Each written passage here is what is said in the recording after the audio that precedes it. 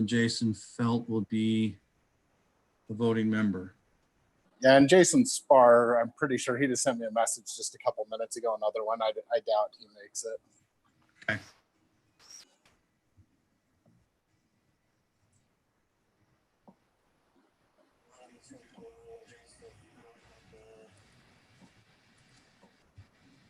And there's Miss Annette. Sorry, Annette. The last week your team lost.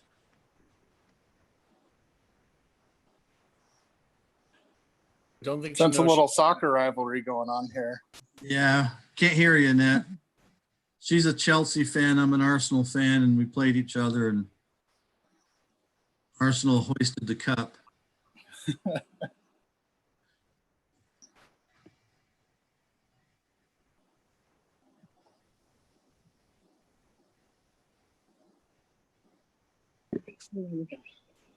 Okay, it is 6 o'clock, so. All right. Well, let's go ahead and get started then. I'd like to call to order the Planning Commission meeting for August 11th. To get started, we'll forego the pledge due to the electronics issues with doing that. Does anybody have any conflicts they'd like to declare? No. No. All right, then we'll move on to item 2, which is approval of the June 23rd, 2020 work session minutes. Do I have a motion or any discussion to that?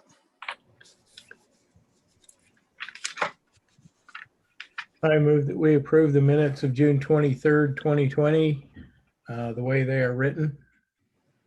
All right, do we have a second? I'll second. All in favor? Aye. Aye. Any opposed? Passes unanimously. We'll move on to item 3, which is approval of the July 14th, 2020 regular meeting minutes. Is there a motion or any discussion to the item? I'll move to approve the minutes as stated by Ryan. Do we have a second? Second. Was that Taurus that seconded it? Sure. All right. All in favor? Aye. Aye. Any opposed? Passes unanimously. All right, so we'll move on to item 4, which is a public hearing to consider request for the preliminary subdivision approval of Fransen Farm subdivision located at approximately 4514 South, 3100 West. Do we have the applicant on the meeting, Steve? He is. He just came on. I'll let him share his screen. Clayton, can you hear us? Can you hear me? Yep. Welcome, Clayton. How's it going? Well, thank you. That was quick. 1, 2, and 3 in 2 minutes, and we're already to the Right there, right? not messing around. So yeah, we'll go ahead and turn the time over to you. If you could tell us a little bit about your project. Thanks, Dad. And what you've got going on there. Sounds good. Steve, did you do we want to do the little PowerPoint or? Yeah, do you have it or do I need to? I do. How do I just do like a screen share? Yeah, at the bottom, you should have the ability to share your screen.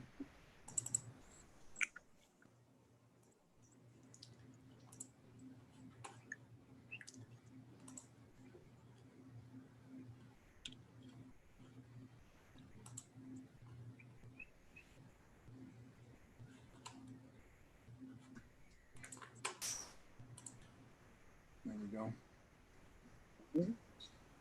That work? Yep. Then you can just do it like a PowerPoint presentation. So click on the presentation, then it'll just show the screen itself.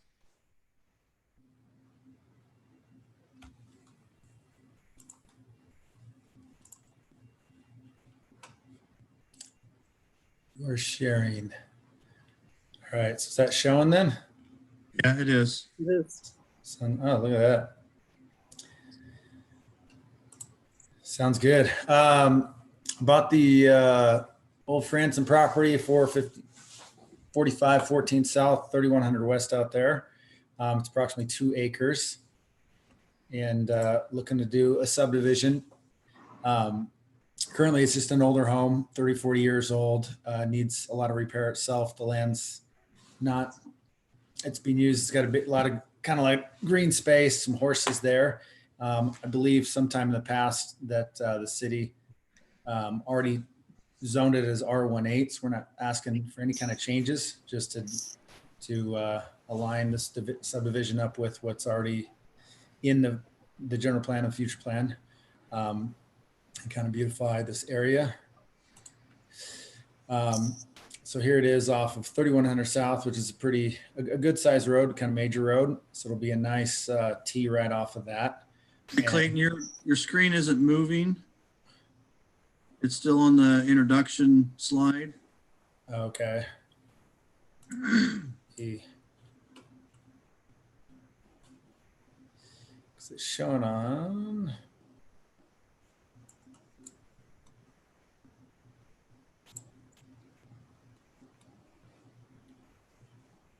There you go. Now we can see the current use slide.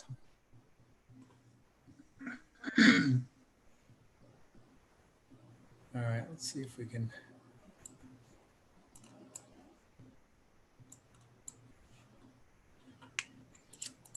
All right, so we'll go that way around.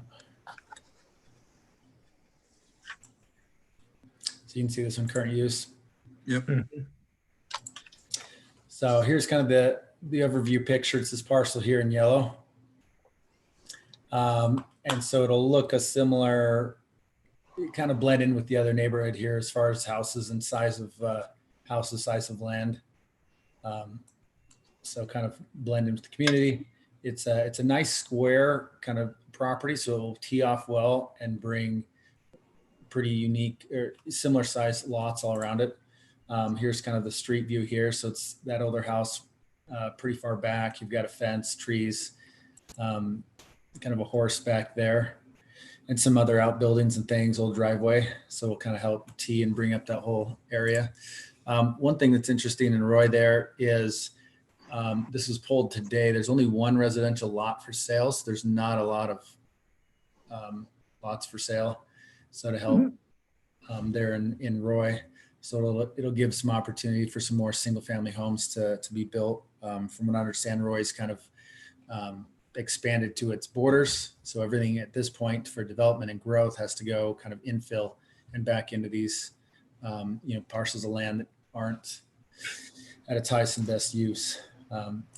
So this will bring some more, availability to some lots and some growth for the community.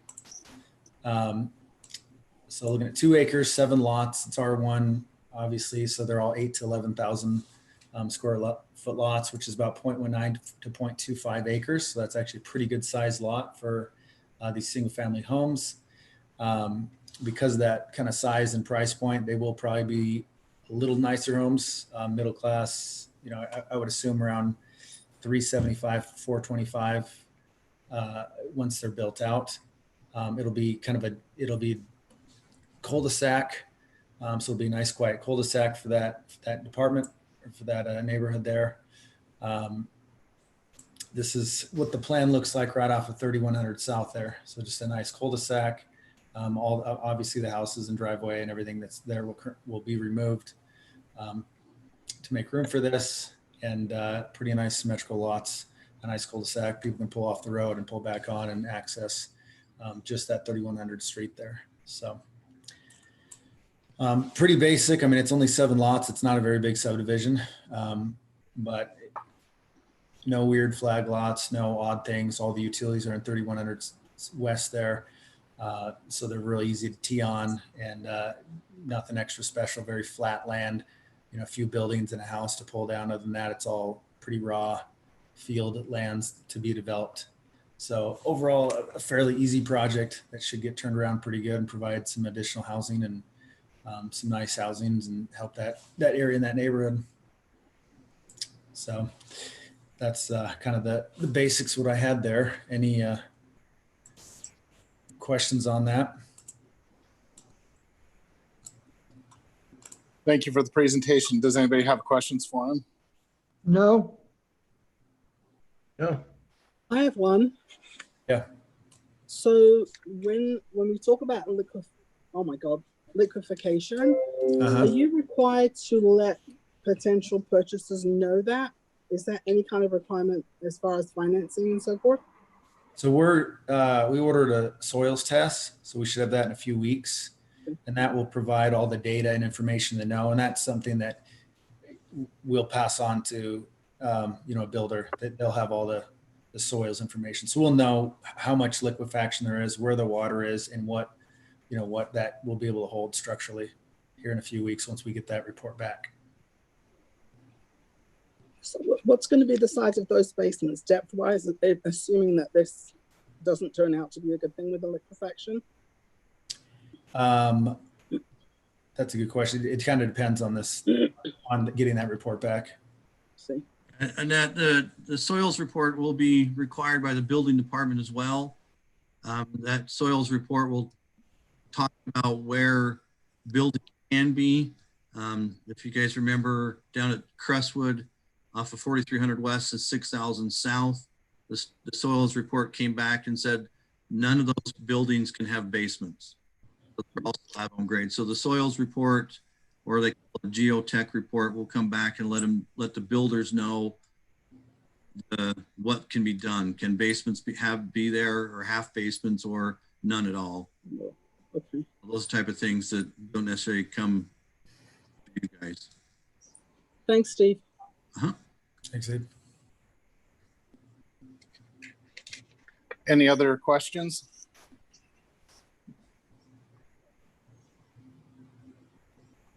All right, well, Steve, would you mind giving your presentation and any thoughts you have on it? And then we'll open it up to a public hearing. Clayton, you want to stop sharing yours and I'll upload mine? All right, figure out.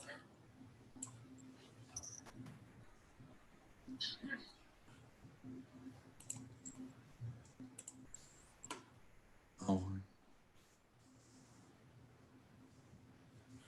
That work? yep. Okay, so as mentioned, this is a request for preliminary subdivision approval for the Fransen Farm subdivision located approximately 4514 South 3100 West. It is a public hearing, but it's different than when you do a public hearing for rezone. This is more an administrative public hearing. So just as a note for anybody that wants to talk later, is you will need to have facts and not just thoughts. Because administrative items are more factual based. The Planning Commission can't deny anything administrative that wouldn't meet the ordinance. So if it meets the ordinance, they'll need to approve it unless there are facts that will make it so that they can investigate and table or ultimately deny. But just kind of a little heads up on that. You mentioned this is kind of the approximate location. I've blown this map out to the east or to the right of the screen. West Park will be there. To the south of this is 4600 South. Then you got 3100 West. As Clayton had mentioned, there is an existing subdivision to the north and to the east. These lots will be comparable in size. In fact, it's the same zone as them. So once built and lived in, it'll just be equal. Apparently we got birds in the house. On the left side of the screen is the future land use map. Again, this is just to show you what the general plan is asking for this area to be. The yellow that it's within is medium density single family, which R18 zone is classified as. The map on the right is the zoning map. So you can see that the zone of R18 is predominantly in the area. You have RE20, which is across the street. Those are larger lots. That was annexed into the city, 2016 timeframe. So they requested to stay kind of a rural atmosphere. As shown earlier, this is kind of the subdivision. Again, it's just 7 parcels with the cul-de-sac coming in, so not a lot of traffic will occur, even out on 3100 when this is developed. So staff would recommend that the Planning Commission forward a recommendation to the City Council for approval of the Fransen Farm subdivision. Any questions?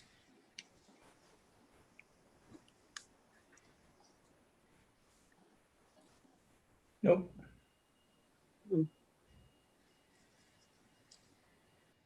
Okay, with none, Chair, I turn the time back over to you. All right, well, I'll entertain a motion to go into public hearing unless there's any discussion to what's been presented to us.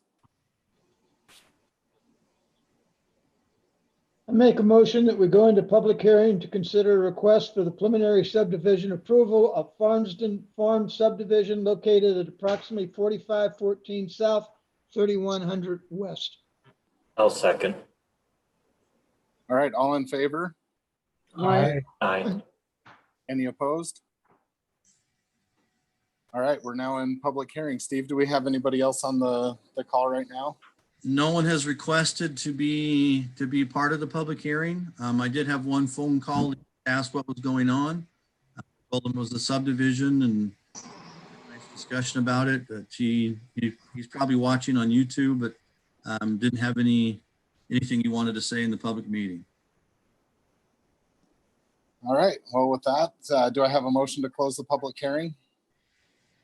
I move that we close the public hearing. Is there a second? Second. All right, we're now out of public hearing. Is there any discussion to the item or do we have Can we get a motion? vote on the closing? Oh, yes. All in favor? Aye. Aye. Aye. Any opposed? All right. Any discussion to the item? I drove past there and took a look around, and I think this actually fits that area quite nicely. So any other comments from any of the commissioners or concerns about this? None here. No. All right, I'll entertain a motion.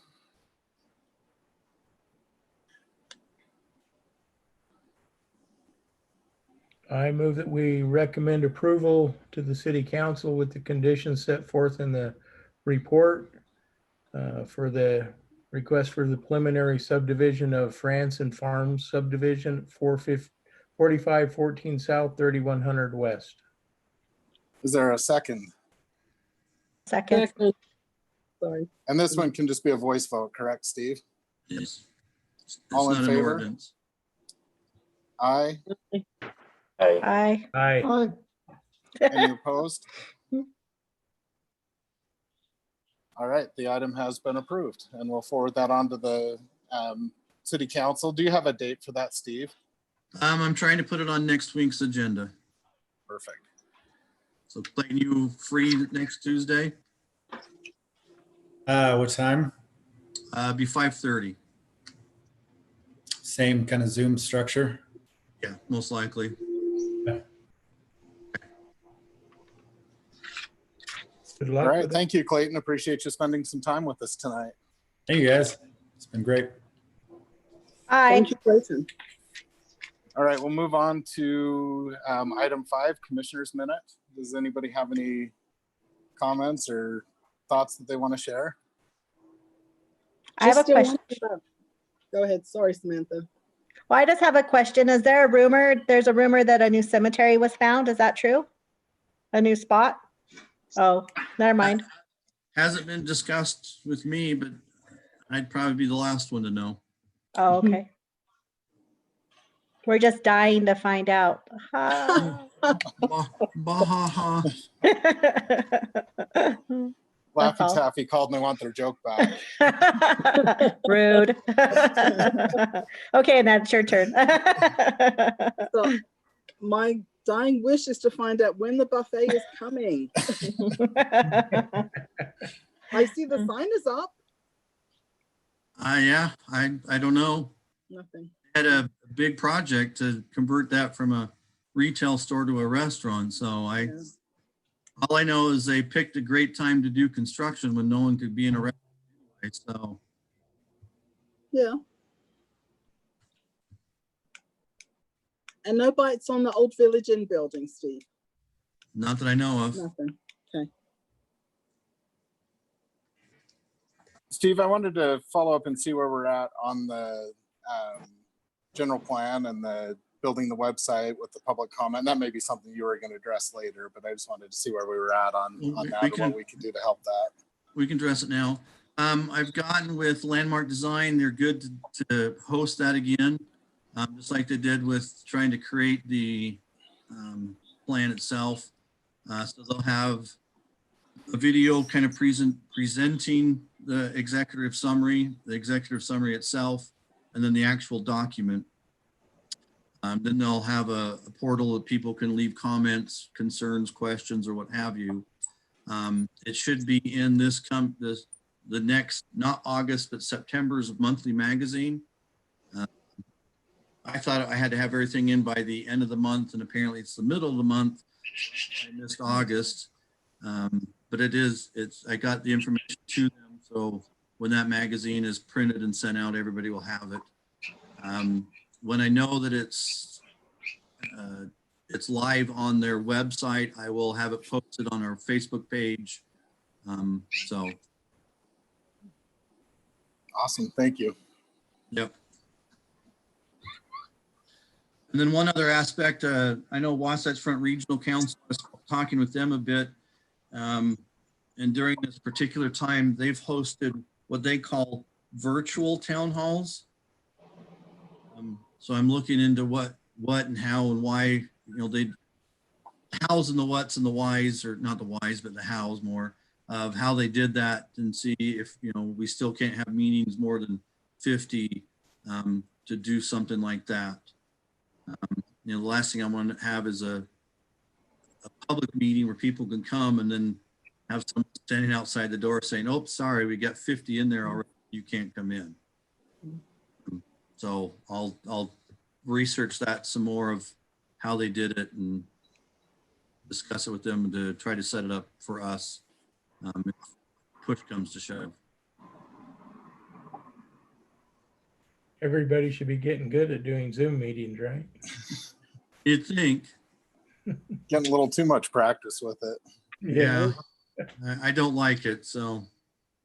It's hard, especially where we want to involve the public as much as we do in this particular issue. It really makes it tough, but the COVID thing isn't going anywhere anytime soon. And yeah. So it's just a matter of figuring out a way to make it work so we still include the public and don't put everything on hold forever in the process. Yeah. I use them several hours a day right now. You use it for work. Yuck. So, any other comments or questions? If not, we'll turn it over to Steve for the staff update. Well, it's not really an update. It's more of a question of how the commission would like to proceed.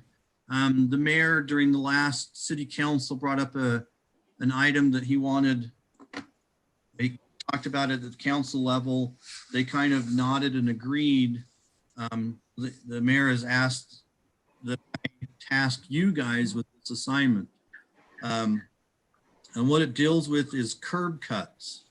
More specifically with how, when the side property line where it would meet the curb, how close can it be? Currently, our ordinance says it can't be any closer than 4.5 feet. But that came in existence in 2017. As you drive around, you'll see in many cases that's not the case, where the curb cut is all the way to property line, and in some cases goes beyond. So the question is would you guys as a commission want to entertain to change the ordinance to allow the curb cut to go all the way to property line, or leave it as it is? I don't understand what you're talking about. Are you talking about like the driveway? Where your drive approach is and how the curb has been cut. So we can make them bigger or leave them the same? Is that what you're saying? Well, Yeah, that, so right now, some of the people are cutting it all the way over to the property line so that they can pull like a boat in or Yeah, I Right. like park that cars right idea. along the property line. right now it's 4.5 feet, even though the driveway itself, once you get beyond the sidewalk, can go all the way to property line. The drive approach or where they cut the curb has to stay 4.5 feet away. So the question is do we continue with that? And there are several cities around that have that.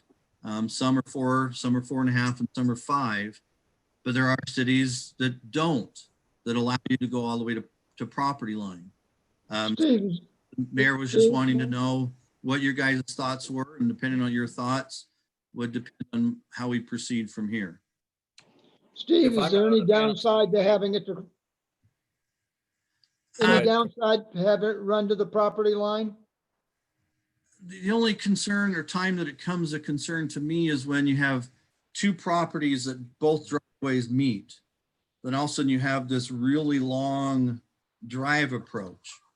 And a lot of the times the curb itself is used for, and Jason might be able to pipe in here a little bit because he's an engineer, they use curb a bit for storm drainage or storm retention. So as the water hits, it'll be in the curb and you're allowed so much water and then before it flows into the pipes underneath. So when you start cutting, that retention now comes closer to, flowing over to the sidewalk into people's homes. So my only concern is if there's two driveways that are abutting up against each other, if they cut it all the way across, we lose some of that retention, but it won't be, it's, in my thoughts, it's probably just small amounts, but it's still a concern. If all driveways are on the opposite side, kind of opposite side of each other, then it really doesn't become an issue in my. Would it Okay. help? For this- Samantha, I'm sorry, I'm doing it to you again. Go ahead. Oh, it's all right. Would it help with the people, because of that, when it was changed where people can't have a trailer or anything in their driveway, so they have to park it like on a side section? Would it help there to be able to put, would it include being able to put like a driveway there where people can't park in their driveways? Like a second Well- curbing? Well, our ordinance, again, that's a different section that the mayor is tasking you guys to look at. Our ordinance requires, in order for you to have a second curb cut, your property has to be 100 feet wide. Most of that, again, is front yard is supposed to be landscaped, and the only exception is your driveway. We do allow for an RV pad on the same side as the driveway on the side of the house, but not the rest of the yard, the front yard, I should say. So this would help just widen the driveway or the drive approach and driveway so you could pull a trailer in easily. Easier than going. But can't you have a second driveway opposite that as long as it's gravelled? Nope. Oh, Another thing you run Well, into, no, if, go ahead, if you Jason. if you have two drive approaches that are real close to each other along the property line, you're left with a little triangle piece of what's supposed to be landscaping between the sidewalk and the curb that nobody's going to maintain, that you end up just having to concrete in or put gravel in or something because there's nothing to you don't I would- really want any landscaping in there. So I would think you'd want to have some kind of deal where it's you have to have two approaches a certain distance apart. And that's already in the ordinance. If you meet okay. certain sections, like if you have 100 feet width of property and you want a second approach, then it has to be so far away from the first one.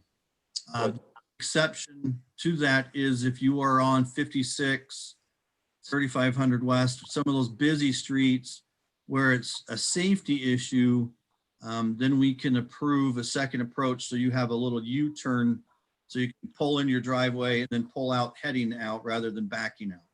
But what I'm thinking of though is with the neighbor. If you have 1 foot between your approaches, yeah, you end up with that little bump between the two of you. You'd be better off with it cut all the way through or have a distance between the two of them of a certain amount of feet. Does that make any sense? Yeah, it does. It just comes down to what you guys are thinking. I mean, I could look at some of the issues that would come up if you had two driveways that are bumping up against each other, and you can only cut to the property line and not go over it.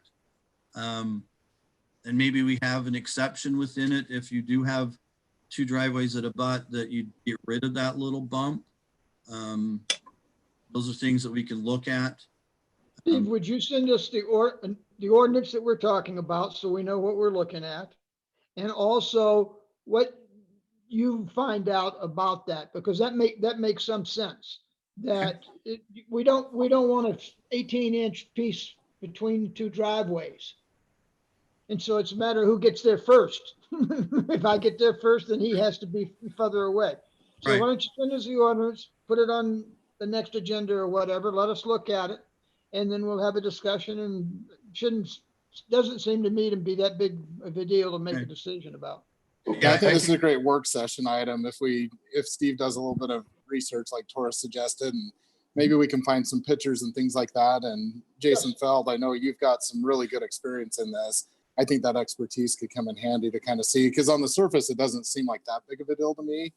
But we need to think about how this would be applied across all the different scenarios, because there are some, each lot and each building is a little bit different there. Right. So what is council's thoughts as to sending it to us? Is there some kind of a concern that they have? The wording was, and let me get the wording correctly. To task the planning commission to take another look at it and to bring a recommendation. So they didn't give us any reason why they're thinking about it. They didn't give you really any direction of what they would like. The mayor did write a white paper. Oh, no. And he found a few instances where, it was cut to property line or cut beyond. I won't say beyond that the city did this. So Public Works is not necessarily in favor of having that 4.5, because in some cases they've, done it without approval. But it's more of, how do we want to proceed? And I think if we bring it back as a discussion item, I send you the ordinance itself, some pictures, some issues, what could be issues, what could not, what could be, what issues could be removed, so to speak, if we do it. And then just kind of go at it as a discussion item and really debate the item more and more with you guys have knowledge of what's written. So Steve, I have a question. I was kind of looking for direction. Yes, go ahead, Annette. I'm in favor, would Steve. Go ahead. You got one vote. How would that impact, if at all, any pedestrians? Would we then get people parking over their property line and like right up to the street, so pedestrians have to walk around them, like school kids, for example? If you're parking on the street, or what do you mean? Parking out of their driveway, so they've got extra space. If I'm understanding correctly, maybe I need to see a picture though. They Right still now have to be on a driveway though. Right now that's you can't park any car beyond the sidewalk. You can't block that sidewalk.